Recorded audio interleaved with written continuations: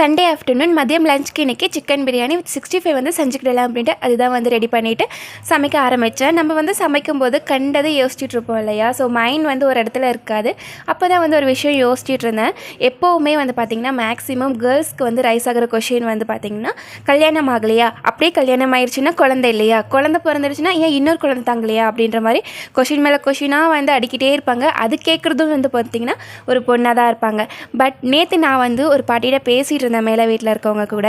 அப்போ வந்து அவங்க சொன்னாங்க, இந்த ஜென்ரேஷனில் ஒரு குழந்தையே நம்ம வந்து பெற்று வளர்த்து அவங்கள படிக்க வச்சு வேலைக்கு அனுப்பி கல்யாணம் பண்ணி கொடுக்கறதுக்குள்ளேயே போதும்னு ஆகிடும். ஸோ ஒரு குழந்தையே போதுமா, உங்கள் லைஃப்பை நீங்கள் பாருங்கள், உங்கள் குழந்தைய வந்து இது பண்ணுங்கள் அப்படின்ற மாதிரி ஒரு சும்மா ஓரலாக பேசும்போது ஒரு அட்வைஸ் வந்து கொடுத்துருந்தாங்க. ஸோ எனக்கு வந்து அது பர்சனலாக ரொம்ப பிடிச்சிருந்தது. பிகாஸ் பாட்டிங்கனாவே வந்து பார்த்திங்கன்னா அந்த காலத்தில் நாங்கள் 12 பிள்ளைங்க பெற்றோம், நீங்கள் என்ன இப்போ ஒரு குழந்தைய வளர்க்குறதுக்கு இவ்வளோ கஷ்டப்படுறீங்களே அப்படின்ற மாதிரி தானே கேட்பாங்க. ஆனால் இவங்க ட்ரெண்டிங் பாட்டியாக இருக்காங்கல்ல.